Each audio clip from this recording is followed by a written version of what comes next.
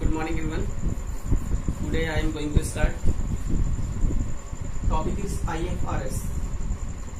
Before it, we discuss gap. Gap के बारे में डिस्कस किया था. What is the gap? Gap का मीन्स आपके पास जनरली एक्सेप्टेड अकाउंटिंग प्रिंसिपल. और हमने डिसाइड किया था इंडियन अकाउंटिंग सिस्टम आपके पास में. तो हमारा इंडियन अकाउंटिंग सिस्टम क्या है? हिस्टोरिकल बेस अकाउंटिंग सिस्टम के पास में, जिसमें किसी भी असेट्स को किस कोस्ट पे शो किया जाता है, उसकी हिस्टोरिकल कोस्ट पे शो किया जाता है आपके पास में. उसकी फेयर वैल्यू शो नहीं किया जाता पास में. तो इस इंडियन अकाउंटिंग सिस्टम था वो कहाँ पर अप्लाइड हो सकता था? इंडिया में ही अप्लाइड हो सकता था आपके पास में. यदि हम कहीं और बिजनेस करें आपके पास में तो वहाँ की कंपनी यहाँ के बिजनेस तो वो अप्लाइड नहीं हो सकता. तो सिंपल सा why we need the IFRS. ठीक है ना. जब ग्लोबलाइजेशन हुआ, लिबरेशन हो आपके पास में, दूसरी Indian economy coming to the international economy, then we need a international finance reporting system standard ना. तो जब हमारे यहाँ पर क्या हुआ, ग्लोबलाइजेशन हुआ, लिबरेशन आपके पास में, मल्टीनेशनल कंपनी हमारे यहाँ पर आई आपके पास में, वर्ल्ड वाइड बिजनेस हुआ आपके पास में. ठीक है ना. तो ऐसी कंडीशन में हमें नीड हुई सिंगल सेट ऑफ अकाउंटिंग, एक ऐसा सेट अकाउंटिंग का जो वर्ल्ड वाइडली एवरीवेयर एक्सेप्टेबल हो आपके पास में, एक इफेक्टिव मैनर में कोई भी कंपनी कहीं भी जाकर के, कोई भी कंट्री किसी भी कंट्री में जाकर क्या कर सके, बिजनेस कर सके पास में. दूसरी हमारा कंट्री कौन सा था? एक डेवलपिंग कंट्री था. अब डेवलपिंग कंट्री है हमारे पास में, हम ये चाहते हैं कि फॉरेन करेंसी हमारे यहाँ पर आए. तो फॉरेन करेंसी कब आएगी हमारे पास में? जब हम क्या करेंगे, यहाँ पर हमारे पास में बिजनेस आएगा, और बिजनेस आने पर कंपनी यहाँ पर आएंगी. यदि हमारा अकाउंटिंग सिस्टम अलग है और उनका अकाउंटिंग सिस्टम अलग है तो यहाँ पर वो रुक नहीं सकती पास. तो हमें क्या जरूरत पड़ी? एक ऐसे अकाउंटिंग सिस्टम की जरूरत पड़ी जिसको वर्ल्ड वाइडली एक्सेप्टेबल हो, पर हर जगह पर हम उसको क्या कर सकें, अप्लाइड कर सकें. तो यहाँ पर आपका IFRS के पास में क्या है? IFRS के पास में क्या है? Single set of accounting. ठीक है ना. IFRS सिंपल से क्या है? Set of accounting, set of accounting developed by the IASB.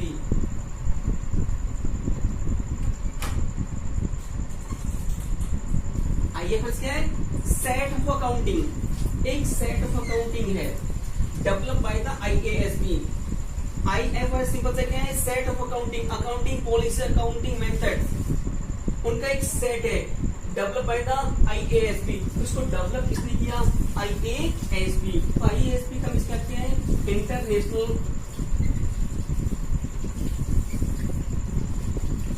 International accounting standard board. International accounting board, इसका काम क्या था? एक अच्छी क्वालिटी वाला अकाउंटिंग स्टैंडर्ड मेंटेन करना, एक अच्छा सिस्टम बनाना आपके पास में. इट इज अप्लाइड एवरीवेयर, जिसको हर जगह पर क्या कर सके, अप्लाइड कर सके सिंपल सा. तो IASB ने क्या किया? अकाउंटिंग पॉलिसी बनाई, अकाउंटिंग क्या बनाया आपके पास में, मेथड्स बनाए, हाई क्वालिटी में बनाया था, ट्रांसपेरेंसी थी इसमें, कंपेरेबिलिटी आपके पास में हो सकती थी आपके पास में. ठीक है ना. अकाउंटिंग पॉलिसी मेथड्स बनाए. ठीक है ना. It is known as the IFRS. तो सिंपल सा what is IFRS? It is the set of accounting. ठीक है. Accounting standard, set of accounting standard. ये अकाउंटिंग स्टैंडर्ड एक सेट है डेवलप बाय द, किसने बनाया इसको? IASB ने. सिंपल सा. ठीक है ना. तो IFRS set of accounting standard develop by the international accounting standard board. In globalization of business we need single set of accounting. जब ग्लोबलाइजेशन हुआ तो हमें एक ऐसे सिस्टम की पड़ी जो क्या है, सिंगल आपके पास में हो, वर्ल्ड वाइड एक्सेप्टेबल हो. The standard issue by the IASB are based on principle base. दूसरी क्या है, ये जो अकाउंटिंग स्टैंडर्ड है वो किस बेस पर है? प्रिंसिपल बेस है आपके पास में. किस बेस पर है? Principle base. जो अकाउंटिंग सिस्टम किसका था? इंडिया का था आपके पास में. वो किस बेस पर था? रूल बेस पर था आपके पास में. ठीक है ना.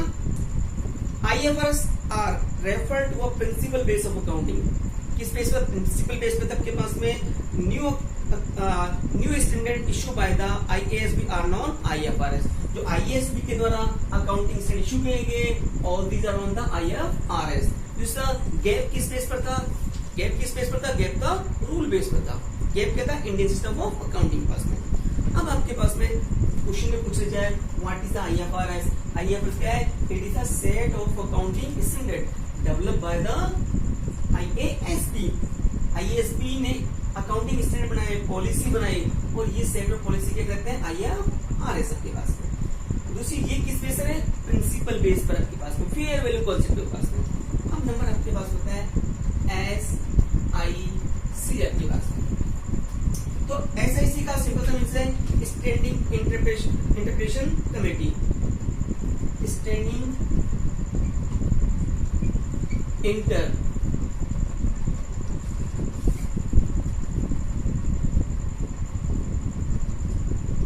Interpretation committee.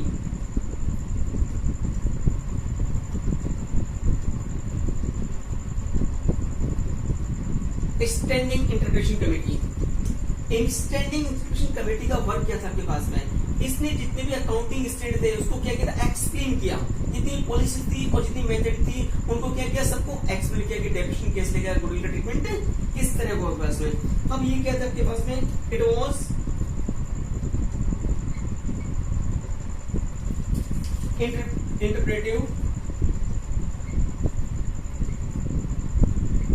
Interpretive body of IASC। ये जो था IASC का फुल फॉर्म क्या पास में? Inter national accounting standard committee.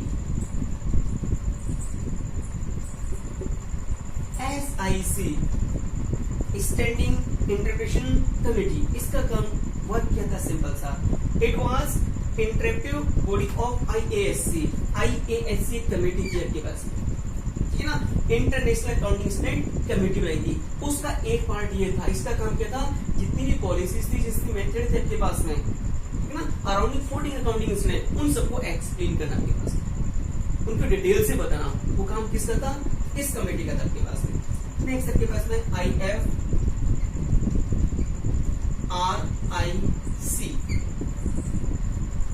IFRIC simple से आपके पास में ये कहती है न्यू इंटरप्रिटेशन इशूड। इसने क्या किया? New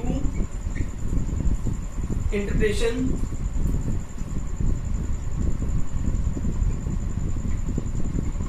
issued by the international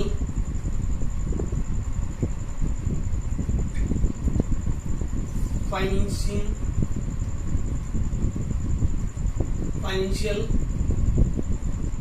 reporting interpreting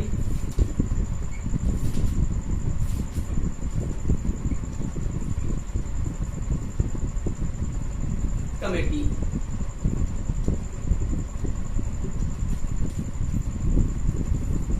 IFRIC are known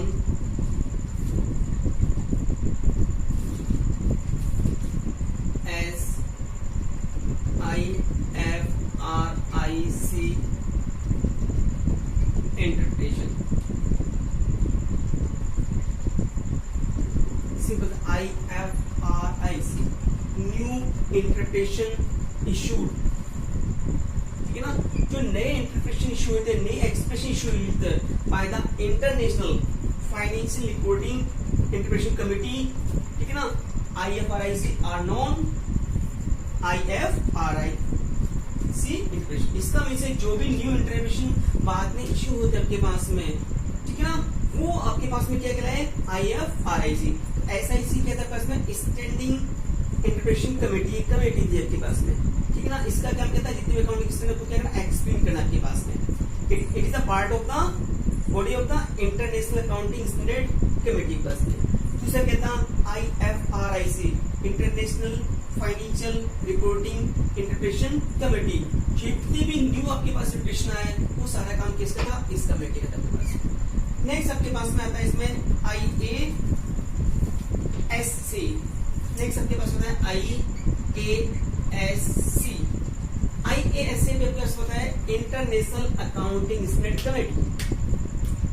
international accounting standard committee, इसका इस्टेब्लिशमेंट कब हुआ था आपके पास में, ये 1973 में इसका इस्टेब्लिशमेंट किया गया था आपके पास में, ठीक है ना। 1973 में इसका स्टैंडर्ड किया गया था, इसका इस्टेब्लिशमेंट किया।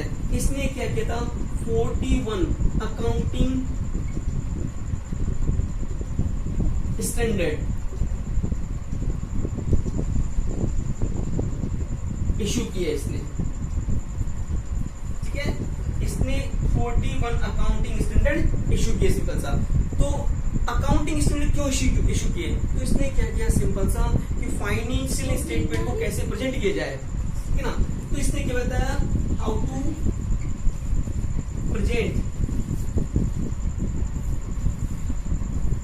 Present the financial statement. तो सिंपल इसने क्या किया बस में, इसने 41 अकाउंटिंग स्टैंडर्ड इशू किए, ठीक है ना। अब वो अकाउंटिंग स्टैंडर्ड क्या कहलाते हैं, IAS। जो भी अकाउंटिंग स्टैंडर्ड इशू किए आपके पास में वो कहलाते हैं आपके पास में IAS। IAS का मीन्स है इंटरनेशनल अकाउंटिंग स्टैंडर्ड। जितने भी अकाउंटिंग स्टैंडर्ड इशू हुए कितने, 41, वो कहलाते हैं क्या, IAS, इंटरनेशनल अकाउंटिंग स्टैंडर्ड। और दूसरी चीज क्या थी आपके पास में, ये क्या थे आपके पास में, IAS ने क्या किया, it is the framework of preparation and presentation of financial statement. दूसरी चीज क्या था कि फाइनेंशियल स्टेटमेंट को कैसे प्रेजेंट किया जाए, कैसे मेंटेन किया जाए, वो सारा इसने एक्सप्लेन किया। हमारे यहाँ पर जो ICAI है, ICAI institute of chartered account of India, ठीक है ना। ICAI जो हमारे पास में है उसने 1974 में एज ए एसोसिएट मेंबर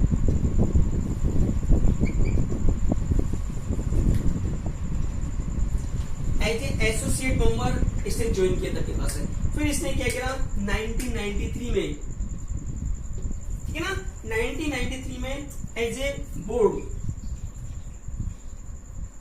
में ज्वाइन किया इसने। तो सिंपल सा ICAI जो institute of chartered accountant India है उसने ऐसे एसोसिएट मेंबर कब ज्वाइन किया था, 1974 में। एज ए बोर्ड में कब ज्वाइन किया उसके में ठीक है ना, बोर्ड में कब ज्वाइन किया उसने 1993 में आपके पास में। अब नेक्स्ट आपके पास में आता है IASB।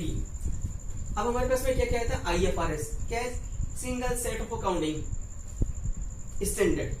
ये क्या है, single of set of accounting standard, ठीक है ना। डेवलप आया था IASB, इसे किसने बनाया, IASB ने पास में। SIC कहती स्टैंडिंग इंटरप्रिटेशन कमेटी, एक्सप्रेशन करने का।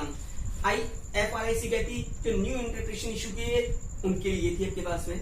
IASC कहती है सिंपल सा, इसने क्या किया, अकाउंटिंग स्टैंडर्ड, इसने क्या किया सिंपल सा अकाउंटिंग स्टैंडर्ड कितने बनाए, 41 आपके पास में।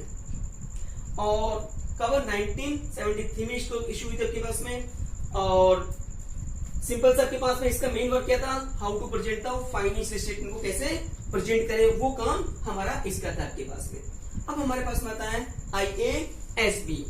IASB क्या था आपके पास में,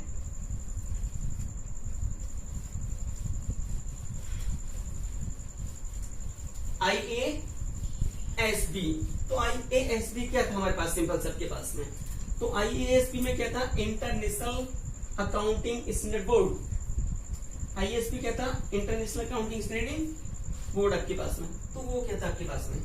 तो नेक्स्ट आपके पास होता है IASB।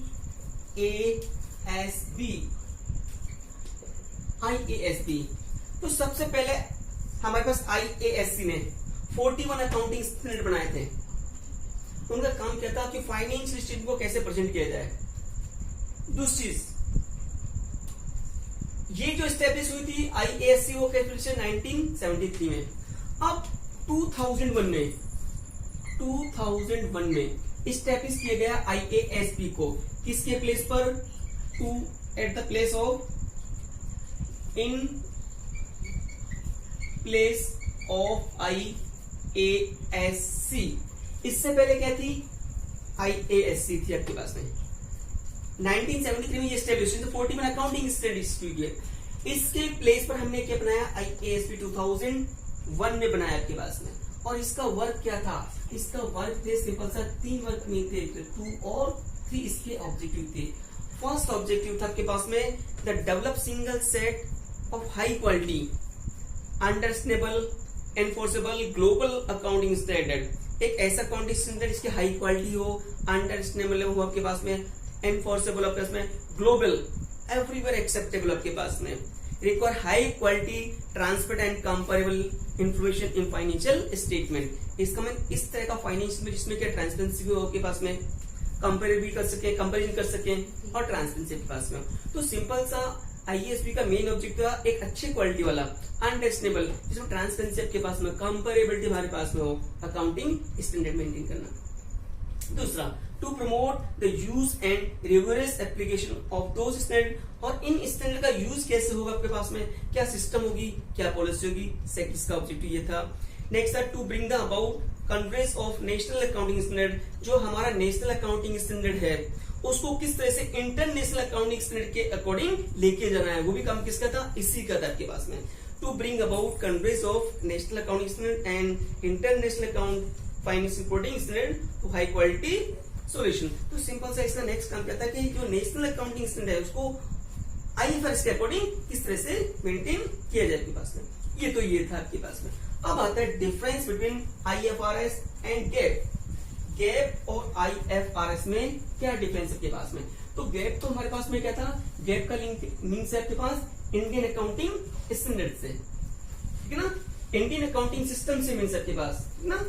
तो गैप और IFRS में क्या डिफरेंस मिली आपके पास में? तो गैप का मीन्स होता है जनरली एक्सेप्टेड अकाउंटिंग प्रिंसिपल पास में। तो गैप और IFRS में क्या डिफरेंस है? तो गैप तो क्या था? इंडियन सिस्टम था आपके पास में।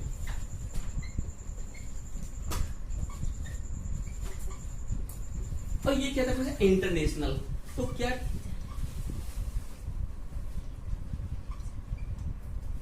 ये क्या था? बस इंटरनेशनल।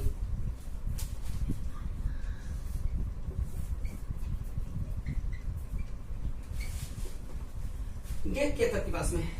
गैप क्या था हमारे पास में? इंडियन अकाउंटिंग सिस्टम के पास में। तो गैप में सिंपल सा हमारे पास में था, गैप तो क्या था? रूल बेस्ड था। Indian accounting system rule based था। ये हमारे किस बेस पर है? Principal.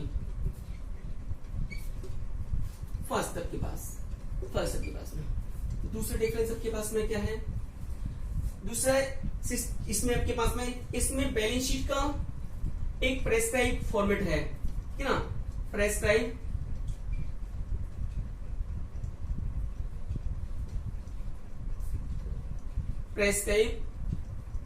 Format of balance sheet. इसका एक बैलेंस शीट का फॉर्मेट फिक्स है, लेकिन इसका फिक्स नहीं है। Not prescribe format of balance sheet. दूसरा, थर्ड, ये था हिस्टोरिकल बेस। ये क्या था? हिस्टोरिकल बेस सिस्टम था पास में। और ये क्या था आपके पास में? ये था हमारा फेयर वैल्यू।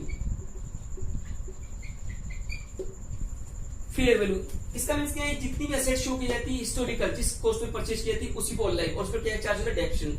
इसमें क्या था आपके पास में? फेयर वैल्यू, आज की डेट में उस असेट्स की वैल्यू क्या है, उस वैल्यू को शो किया जाता है। तो दोनों में डिफरेंस क्या है? ये तो रूल बेस पे था, ये किसी प्रिंसिपल बेस पे था आपके पास में। ये प्रेस्क्राइब फॉर्मेट है बैलेंस शीट का, इसमें प्रेस्क्राइब बैलेंस शीट का फॉर्मेट नहीं है। ये हिस्टोरिकल कॉन्सेप्ट था और ये फेयर वैल्यू कॉन्सेप्ट है। अब प्रॉब्लम आई, इंडिया क्या करे? सिंपल सा, इसको चलाए तो चल नहीं सकता, इसके अकॉर्डिंग हम क्या करें? सिंपल सा अपन, तो इंडिया ने क्या किया? सिंपल सा के पास में, तो इंडिया और IFRS हमारे पास में क्या है? इंडिया और IFRS सिंपल से पास। नेक्स्ट टॉपिक है इंडिया और तो इंडिया और IFRS में क्या है आपके पास में? मेन चीज क्या है आपके पास में? तो इंडिया क्या करे? सिंपल सा, तो इंडिया ने क्या करा, सिंपल सा, India have two option. India के पास यदि गैप को चलाए तो वर्ल्ड में वर्क नहीं कर सकते, आपके पास में अपने सिस्टम चलाए। इंटरनेशनल, अब इंटरनेशनल नेशनल ले तो यहाँ के जो लॉ है वो वायलेट होगा। तो India have two option. India के पास दो तरीके थे, या तो अपने अकॉर्डिंग चलाए, ठीक है ना, या तो क्या तरीके चलाए। एक तरीका तो ये था कि IFRS को पूरे रूल्स और रेगुलेशन को ले ले, IFRS के जितने भी अकाउंटिंग स्टैंडर्ड है उन सबको अप्लाइड करें इंडिया में। लेकिन इसमें प्रॉब्लम क्या होगी, हमारा जो सिस्टम है वो साइड हो जाएगा।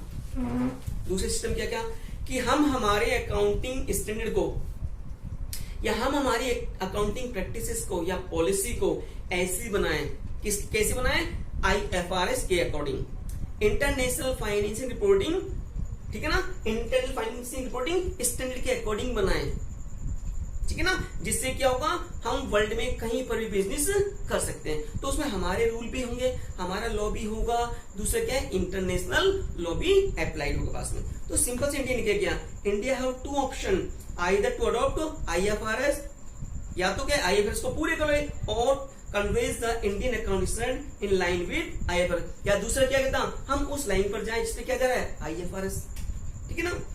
It decide to converge to existing accounting standard with IFRS। अब हमने किया जो ऑलरेडी हमारा एग्जिस्टिंग अकाउंटिंग स्टैंडर्ड था, जो अकाउंटिंग प्रैक्टिसेस थे, उनको किसके अकॉर्डिंग किए गए, IFRS के अकॉर्डिंग, ठीक है ना।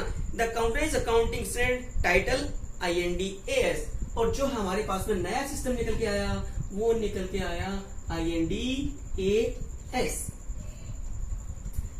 IND-AS। इसको हमने किसके अकॉर्डिंग बनाया, IFRS के अकॉर्डिंग बनाया आपके पास। तो पहले अकाउंटिंग सिस्टम किस बेस पर था, प्रिंसिपल, हमारा अकाउंटिंग सिस्टम किस पर, रूल बेस पर। अब किस बेस पर हो गया, प्रिंसिपल बेस पर। पहले हमारा सिस्टम किस बेस था, हिस्टोरिकल बेस पर था। अब किस पर होगा, फेयर वैल्यू कॉन्सेप्ट के पास में, ठीक है ना। तो सिंपल सा हमने क्या किया, हमारे अकाउंटिंग स्टैंडर्ड को किस लाइन पे लिया, IFRS की लाइन पे लिया। IFRS की कुछ पॉलिसी वहां से लिए, कुछ हमारे पास में, ठीक है। तो ये चीज क्या थी प्लस में। अब हम लेते हैं इंडियन AS क्या है आपके पास में, ठीक है ना। तो IND-AS का मीन्स है इंडियन अकाउंटिंग स्टैंडर्ड, ये मीन्स है बस। तो इंडियन अकाउंटिंग स्टैंडर्ड क्या है, सिंपल सा, इंडियन अकाउंटिंग स्टैंडर्ड हमारे पास में क्या है कि हमने सिंपल सा जो इंटरनेशनली अकाउंटिंग स्टैंडर्ड थे उनको फॉलो किया और हमारे सिस्टम को किसके अकॉर्डिंग बनाया, इंटरनेशनल अकाउंटिंग स्टैंडर्ड के अकॉर्डिंग बनाया, जिससे कोई भी कंपनी इंडिया की बाहर जगह काम कर सकती है और बाहर की कोई भी कंपनी इंडिया में आके वर्क कर सकती है, सिंपल सबके पास में। अब क्या आपके पास में इंडियन AS क्या पास में, तो Indian AS are a set of accounting standard notified under the company act 2013। हमारे यहाँ कंपनी एक्ट कौन सा, 2013, that conveys with the international financing reporting standard। हमने क्या किया, ये क्या है इंडियन कि हमने इंटरनेशनल फाइनेंस रिपोर्टिंग स्टैंडर्ड है उसको क्या कन्वेज किया, कन्वेज का मींस है उसके अकॉर्डिंग या उस लाइन पर हमने अपने अकाउंटिंग स्टैंडर्ड को लिया आपके पास में। It is based on sound and clearly stated principle. अब ये किस बेस पर हो गया, प्रिंसिपल बेस पर हो गया। किस बेस पर हो गया, प्रिंसिपल बेस। पहले किस बेस पर था आपके पास में, ये हिस्टोरिकल कोर्स या रूल स्पेस पे था आपके पास में। अब सिंपल से आपके पास लिखा है यहां अजम्पशन कौन कौन सी होंगे पास में, इंडियन अजम्पशंस। हमने क्या किया, गोइंग कंसर्न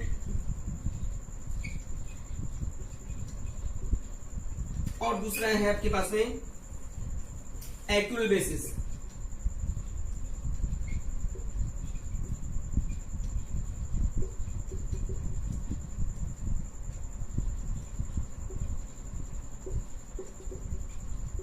कुछ हमने क्या किया, इंडिया में से गोइंग कंसर्न कंजम्पशन से वहीं से लिया अपन ने, और एक्चुअल बेसिस भी किस पे लिया, उसी में से लिया आपके पास में। अब आपके पास में आता है Indian AS based financial statement.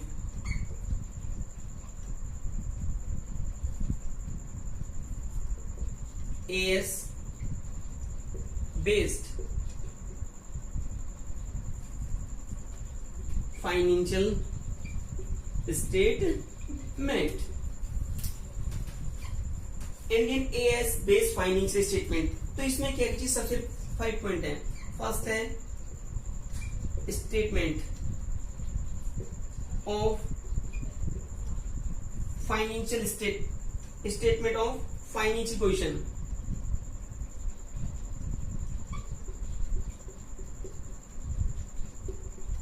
Statement of financial position, financial position किस संबंध में? बैलेंस शीट से। तो इसके एलिमेंट्स क्या क्या थे? तो सबसे पहले तो क्या थी इसमें? असेट्स थी, सेम वही थी असेट्स, और दूसरे क्या था? Liabilities. Statement of financial position किससे संबंध पड़ती? बैलेंस शीट से। तो इसके एलिमेंट्स क्या क्या थे? असेट्स और लायबिलिटीज। सेकंड नंबर आपके पास में आता है इनकम स्टेटमेंट, ठीक है ना। सेकंड आपके पास में आता है स्टेटमेंट ऑफ कंप्रेहेंसिव इनकम।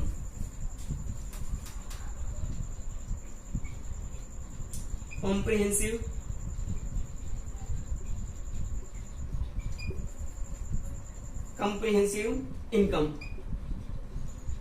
इसका मीन्स है इनकम स्टेटमेंट। तो इसमें दो चीजें थी, पहली रेवेन्यू और दूसरी थी एक्सपेंसेस, ठीक है। दो तो ठीक है ना।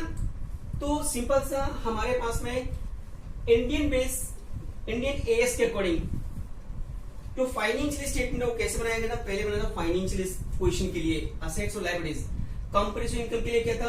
रेवेन्यू एंड एक्सपेंसेस था। नेक्स्ट था third statement change in equity. Statement change in equity का मीन्स है ऑनर इक्विटी आपके पास में। Equity is the result in assets of enterprise after deducting liabilities. इसका मीन्स असेट्स में लायबिलिटीज करने के बाद जो अमाउंट बचेगा वो हमारी कहलाती है ऑनर इक्विटी, यह कहती है शेयर होल्डर इक्विटी। तो इसका मीन्स क्या है? Share holder equity. ये कैसे निकलेगी? Assets minus liabilities. नेक्स्ट आपके पास में fourth number cash flow statement. Cash flow statement में सिंपल सा क्या था? कैश फ्लो स्टेटमेंट शो करता है कि कितना कैश का इनफ्लो हुआ, कितना आउटफ्लो है, कितना कैश हमारे पास में आया और हमारे पास में इससे कितना कैश गया, ये शो करता है कैश फ्लो स्टेटमेंट आपके पास में। नेक्स्ट आपके पास में आता है नोट्स और सिग्निफिकेंस ऑफ पॉलिसीज। तो ये सब चीज बनाने के बाद हम लास्ट में बनाते हैं नोट्स। नोट्स में क्या करते हैं? जितनी भी असेट्स और लायबिलिटीज में हमने आइटम्स शो किए हैं उनको डिटेल शो होती है किसमें? नोट्स में आपके पास में।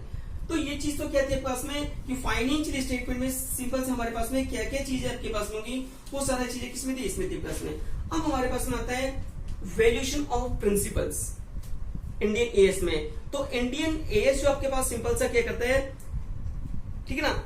इसमें क्या हुआ? इंडियन एएस में जो प्रिंसिपल आपके पास में वैल्यूएशन ऑफ प्रिंसिपल,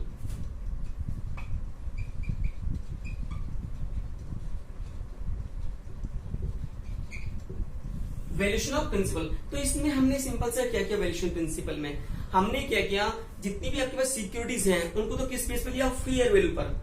और जितनी भी अदर्स असेट्स हैं उनको हमने किस पे लिया? चाहे तो फेयर वैल्यू पे ले लो, चाहे किस पे आप ले सकते हो? आप हिस्टोरिकल कॉस्ट पर, ठीक है ना।